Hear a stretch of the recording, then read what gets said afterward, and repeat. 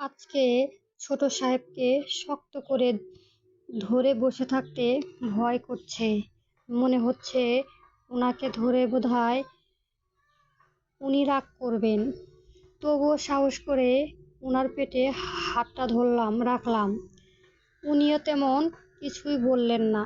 Bike চালাতে চালাতে একটু পিছনে ঘুরলেন। আমি আমার চোখটা নিচে নামালাম। বাইকটা একটা উঁচু বিট দিয়ে যাচ্ছিল। যখন তখন বাইকটা একটু পড়ে যেতে নিচ্ছিলাম। ঠিক তখনই ছোট সাহেবকে আরো শক্ত করে ধরলাম। ছোট সাহেব বাইকটা থামিয়ে দিয়ে বলছেন, তুই ঠিক আছিস তো ছোঁয়া? হুম, আমি ঠিক আছি। আপনি ঠিক আছেন তো? আমিও ঠিক আছি। খেয়ালই করিনি সামনে একটা বিট রয়েছে। মনটা যেন কোথায় ছিল আমার। ছোট সাহেব আবার বাইক চালানো শুরু করলেন। আমি ছোট সাহেবকে আরো শক্ত করে জড়িয়ে ধরলাম। আজকে ছোট সাহেব আমাকে ভয় পাইয়ে দিয়েছিলেন। ছোট সাহেব আমাকে নিয়ে হাসপাতালে পৌঁছালেন। তিনি আমাকে নিয়ে হাসপাতালে নিয়ে গেলেন। হাসপাতালে একজন কর্মীকে যেয়ে বললেন, আচ্ছা, এই টেস্টগুলো কোথায় করানো হয়? ওই তো ওইদিকে। Thank you. ওয়েলকাম। ছোট সাহেব আমার হাতটা ধরে নিয়ে যেতে লাগলেন। নিয়ে গেলেন ওইখানে। ওনাকে তো আমার সাথে যেতেই দিচ্ছিল না। তখন ডক্টর আঙ্কেল পিছন থেকে বলে উঠলেন, এই তোমরা তোমরা ছেলেটাকে মেয়ের সাথে যেতে দাও। জি স্যার। আমার সাথে উনাকে ঢুকতে দেওয়া হলো। উনি এক জায়গায় বসে রইল। যা যা টেস্ট দেওয়া হয়েছিল তার সব করানো হলো। হঠাৎ করে একজন লোক ছোট সাহেবকে জিজ্ঞাসা করলেন, উনি কি আপনার স্ত্রী হন নাকি? না, তবে বিয়ে হবে আমাদের। ও ও ভালো। লাভ নাকি পারিবারিকভাবেই আমাদেরকে শেষ। আমরা কি যেতে পারি? আর রিপোর্ট করে দেওয়া হবে। হুম, যেতে পারবেন। রিপোর্ট নিয়ে চিন্তা করতে হবে না। ডক্টর রাশেদ নিজে যেয়েই দিয়ে আসবে। Okay bye. ছোট সাহেব আমার হাত ধরে বাইক নিয়ে আসলেন। উনি বাইকটা স্টার্ট দিয়ে দিলেন। এইবার উনাকে শক্ত করে ধরে বসলাম। আকাশে অনেক মেঘ করেছে। বোধহয় অনেক বৃষ্টি হবে। কিছুক্ষণ পর জোরে জোরে বাতাস বইতে লাগলো। আমার চুলগুলো আমার অধীনে থামছে না, বারবার উড়ে চলেছে। একবার তো চুল উঠতে উঠতে উনার মুখের কাছে চলে গিয়েছিল। আর আমি আমার উনাকেও সামলিয়ে রাখতে পারছি না। উনার সামলিয়ে রাখতে খুব কষ্ট হচ্ছে আমার। কিছুক্ষণ এইভাবে বাতাস বইতে বইতে বৃষ্টি নেমে গেল। এখন তো আর বাইকে থাকা যায় না। উনি একটা বাড়ির সামনে নিয়ে যেতে বাইকটা থামালেন। এই বাড়িতে অনেক বছর ধরে কোনো মানুষ থাকে না। আমরা ওই বাড়ির ভিতর যে ঢুকলাম। বাড়ির ভিতরে ঢোকার সাথে সাথে বৃষ্টি আরো জোরে জোরে নামতে লাগলো। কিছুক্ষণ পর বিদ্যুৎটা চমকে উঠল। আমি ভয় পেয়ে ছোট সাহেবকে জড়িয়ে ধরলাম। আমি আস্তে আস্তে করে বলে উঠলাম, প্লিজ ছোট সাহেব, আমাকে ছেড়ে যাবেন না এখন। আমার খুব ভয় করছে। আমি বিদ্যুৎ চমকানোতে অনেক ভয় পাই। আমি তো চলে যাইনি। আমি তো এইখানেই রয়েছি। কেন? ভয় নেই। বৃষ্টি আরো জোরে জোরে নামতে লাগলো। আজকে বাসায় যাব কি করে আমরা? আর তো খুব ভয় করছে। আমি ভয়ে ভয়ে ছোট সাহেবকে বলছি, ছোট সাহেব, আমি বাসায় চলে যাব। আমার এখানে থাকতে খুব ভয় করছে। উনি তো আমার চুলের মুঠিতে ধরছিল, কিন্তু তা না করে আমার মুখে ধরে বলছেন, বৃষ্টিটা থেমে নিক, তারপর চলে যাব। আর কিসের ভয়? আমি তো তোর সাথে আছি না? আজকে জড়িয়ে ধরে বসে রয়েছি, তবুও ভয় পাচ্ছি। এতক্ষণ বোধহয় সবাই চিন্তা করা শুরু করে দিয়েছে। সন্ধ্যার দিকে বৃষ্টিটা থেমে গেছে। আমি আর ছোট সাহেব বের হয়ে গেলাম। আকাশ তবুও মেঘ ডাকছে। ভয়ে আমি উনাকে শক্ত করে জড়িয়ে ধরে রাখলাম। বাসায় পৌঁছে গেছি। আমি বাইক থেমে নেমে গেলাম। ছোট সাহেব বাইকটা পার্ক করতে চলে গেলেন। আমি ভেতরে ঢুকলাম। ছোট সাহেব বাইকটা পার্ক করে রেখে এসে ভিতরে চলে আসলেন। সবাই ছোট সাহেবকে বলছেন, কিরে, ভালো মতো করে টেস্ট করিয়ে নিয়ে এসেছিস তো? পাশে ছিলি তো? হুম। বিয়েটা যত তাড়াতাড়ি করিয়ে দেওয়া যায় তত ভালো। ভালো একটা দিন রেখে বিয়ের তারিখ ঠিক করতে হবে। আমি বেঁচে থাকাকালই বিয়েটা করিয়ে দিস বাবা। মা, তুমি কি উল্টাপাল্টা থাকো ভাবছো? তুমি বেঁচে থাকতে বিয়েটা হবে। তুমি চিন্তা করো না, এই মাসের মধ্যেই হবে। চলবে কি? এই মাসেই হবে? অসম্ভব। এই মাসে হচ্ছে বিয়েটা। ব্যাস, ভালো একটা দিন দেখে শুধু বিয়ের তারিখটা ঠিক করো। ড্যাড, আমি আমার রুমে চলে গেলাম। আমি আমার রুমে বসে রয়েছি আর শুধু ভাবছি এই বৃষ্টিতে আমার সাথে কি হলো আজকে। যখন বিদ্যুৎ চমকানোর জন্য ছোট সাহেবকে জড়িয়ে ধরেছিলাম, সেই কথা মনে পড়তে আমি মুখ লুকিয়ে নিশ্চিত লজ্জায়। ঠিক ওই সময় আপু আসলো আমার ঘরে। আমার মুখ হাত দিয়ে লুকানো দেখে বলছে, কিরে, এত লজ্জা কিসের?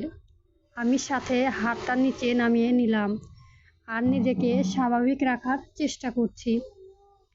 আপু আবার আমাকে বলছে, বলবি না তো? লজ্জা পাচ্ছিস কেন? কোথায় লজ্জা পাচ্ছি আমি? আমি তো এমনিতেই হাতটা দিয়ে মুখ লুকিয়েছিলাম। যে মিথ্যে কথাটা বলতে পারিস না সেটা কেন বলতে যাস? আর তুই আমার কাছ থেকে কিছুই লুকিয়ে রাখতে পারিস না। বল কি হয়েছে? আমি বাধ্য হয়েই আপুকে সব কিছু খুলে বললাম। আপু আমার কথা শুনে হাসছে আর বলছে, ভালো ভালো, দেখেছিস, আল্লাহ চায় তোরা দুজন এক হ। আমি আর কিছুই বললাম না।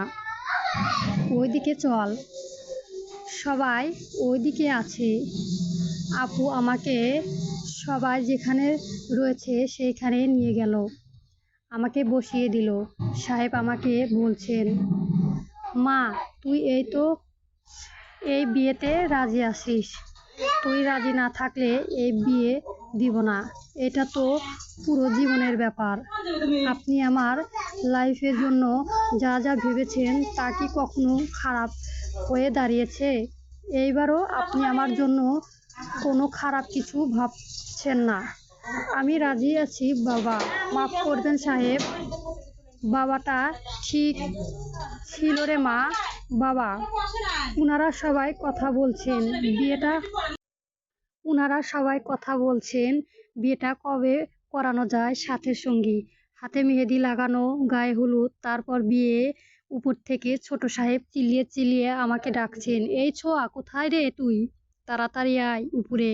হঠাৎ করে উনার এইরকম ডাকে সবাই হাসছে আর বলছে, ইস, এখন ছোঁয়াকে ডাকছে আবার, বলে বিয়ে করবে না বোধহয়। আবার কেন প্রয়োজন পড়ছে? আরে কেন কিছু খুঁজে পাচ্ছে না তাই ডাকছে? আরে দাঁড়িয়ে থাকিস না, যা যা, পাগল হয়ে যাচ্ছে। আমি আর এইখানে এক মুহূর্তে দাঁড়িয়ে না থেকে উপরে চলে গেলাম। উপরে ছোট সাহেবের ঘরে বাইরে দাঁড়িয়ে বলছি, ছোট সাহেব আমাকে ডাকছিলেন? ছোট সাহেব আমার দিকে ঘুরে বলছেন, ডাকছিলাম, ভিতরে আয়। আমি ভিতরে ঢুকলাম। ভিতরে ঢোকার সাথে সাথে বলছি, ছোট সাহেব আমাকে কেন ডাকছিলেন? তুই আমার গিটার কোথায় রেখেছিস? এত রাতে আপনি গিটার দিয়ে কি করবেন ছোট সাহেব? গান গাইতে গাইতে মন চাইছে, বাজাতে মন চাইছে। কোথায় রেখেছিস বল? আপনার পিছনে রাখা আছে, ভালো করে দেখুন। ও ও আমি চলে যাচ্ছিলাম, ঠিক তখন পিছন থেকে হাতটা টেনে ধরলেন ছোট সাহেব। আমি পিছন থেকে তাকিয়ে বলছি, আপনার কি আরো কিছু লাগবে ছোট সাহেব? না, আমার কিছুই লাগবে না। তাহলে হাত ধরে টান দিলেন কেন ছোট সাহেব? তোকে দেখার জন্য। আমাকে দেখবেন মানে? না, মানে এইটাই, দেখছি তোর মধ্যে এমন কি আছে যে সবাই দেখে তোকে আমার সাথে বিয়ে দিচ্ছে, কিন্তু সেটা আমি দেখতে পাচ্ছি না। আর দেখে চিনতে হবে না, বেশি চিনতে গেলে প্রেমে পড়ে যাবেন। উনি আবার আমার হাতটা টান দিয়ে পিছন দিকে হাতটা নিয়ে বলছেন, প্রেমে পড়ব? তাও আবার তোর? ইম্পসিবল। আমি হাতটা ছুঁয়ে নিয়ে বলছি, চিনতে থাকুন আমাকে, তখন বলবেন প্রেমে পড়ছেন কিনা। আমি এক দৌড়ে নিচে চলে আসলাম। সবাই আমাকে জিজ্ঞাসা করছে, কি রে, তোকে কি বললো রে? আর হাসতে হাসতে বের হচ্ছিলিস কেন? না, কিছু না। আমি আমার রুমে চলে আসলাম। রুমে এসে হাসতে হাসতে শুয়ে পড়লাম। ছোট সাহেব আমার কথা শুনে শুধু মাথা চুলকাচ্ছে। তারপর উনি লাইটটা অফ করে দিয়ে শুয়ে পড়লেন। যখনই উনি চোখ বন্ধ করছেন, সাথে সাথে আবার চোখ খুলে ফেলছেন। আরে, আমি চোখ বন্ধ করে শুধু ছোঁয়াকে দেখছি কেন? আবার চোখ বন্ধ করছেন, আবার চোখ খুলছেন। এইভাবে নিয়ে অনেকবার হয়ে গেছে। এই মেয়ে তো দেখি আজকে আমার চোখে ঘুম কেড়ে নিয়েছে। দেখলে দেখলাম আমি তো ঘুমিয়েই পড়লাম, চলবে। সকাল সকাল আমার ঘুমটা ভেঙে গেল। আমি বাইরে চলে আসলাম, এখনো আমার চোখে ঘুম। তাই চোখ ডলতে ডলতে হাঁটছি। হঠাৎ করে কারো সাথে ধাক্কা খেলাম। চোখ খুলেই দেখি ছোট সাহেব আমার কোমরে হাত দিলেন। ছোট সাহেবের অবস্থা খারাপ, চুল একদম এলোমেলো হয়ে রয়েছে।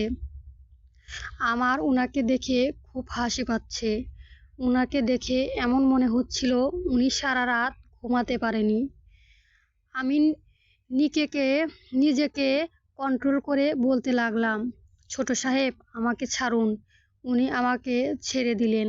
ছেড়ে দিয়ে বলতে লাগলেন, এই তুই কি দেখে চলতে পারিস না? সামনে যে কেউ রয়েছে।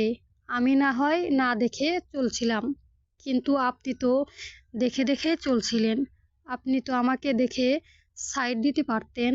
দেখ ছোঁয়া, বেশি বেশি কথা বলবি না।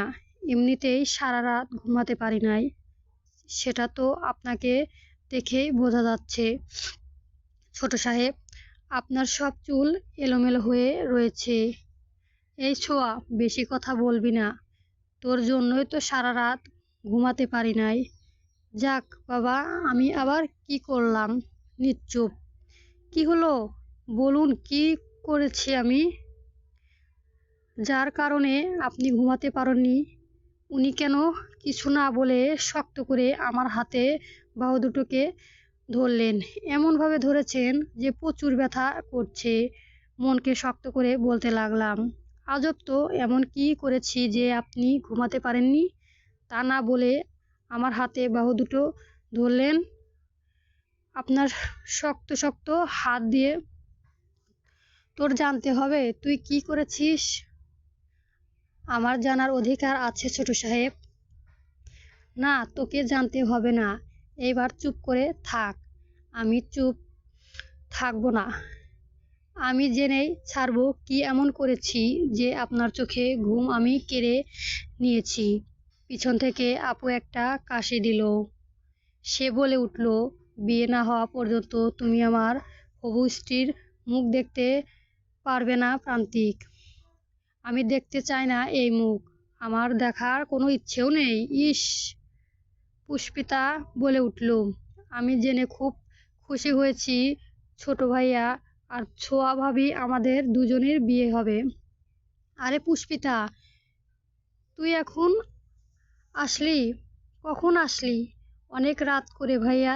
বড় ভাবি কি বললো বিয়ের আগে হবু স্ত্রীর মুখ দেখা যাবে না? তুমি তবুও হ্যাংলার মতো করে এইখানে দাঁড়িয়ে রয়েছো। যাচ্ছি যাচ্ছি। ছোট সাহেব চলে গেলেন। পুষ্পিতা আমার কাছে আসলো। আমি পুষ্পিতাকে জিজ্ঞেস করছি, এত দেরি হলো কেন আসতে? গাড়ি নষ্ট হয়ে গিয়েছিল, তাই দেরি হয়েছে আসতে। ও, আমার ঘরে আসো তো। বড় ভাবি, তুমিও আসো তো।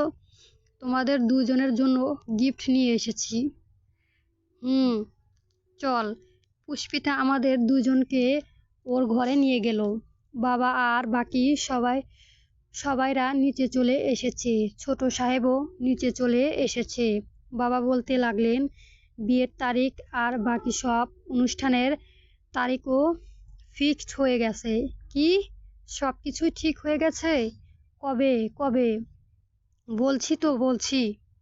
1 সপ্তাহ পর ঠিক মেহেদি লাগানোর অনুষ্ঠান হবে। আর তারপর গায়ে হলুদ। আর তারপর বিয়ে।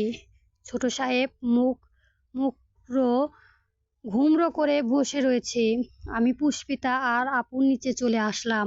দাদিমা আমাকে টেনে নিজের কাছে বসিয়ে নিল।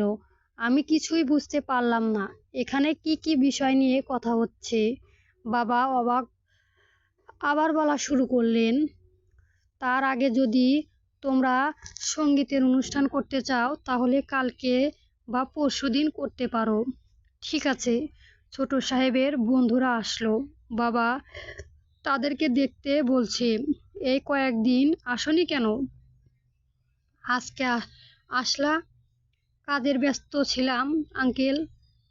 তোমাদের তো কাজ দিতে চাই। কি কাজ আঙ্কেল? তোমাদের বন্ধু তো বিয়ে করাচ্ছি, সব দায়িত্ব তোমাদেরকে দিতে চাই। কার সাথে আঙ্কেল? ছোঁয়ার সাথে। আঙ্কেল আপনি কেন চিন্তা করেন না, সব দায়িত্ব আমরা নিচ্ছি। ছোট সাহেব মুখ একবার ওইদিকে নিচ্ছে আর একবার ওইদিকে নিচ্ছে। উনার বন্ধুরা উনার কাছে আসলেন আর বলতে লাগলেন, কি বলেছিলি রিলেশন করে না? তাহলে এইসব কি দোস্ত? বিয়ে লুকিয়ে রাখতে পারি নাই।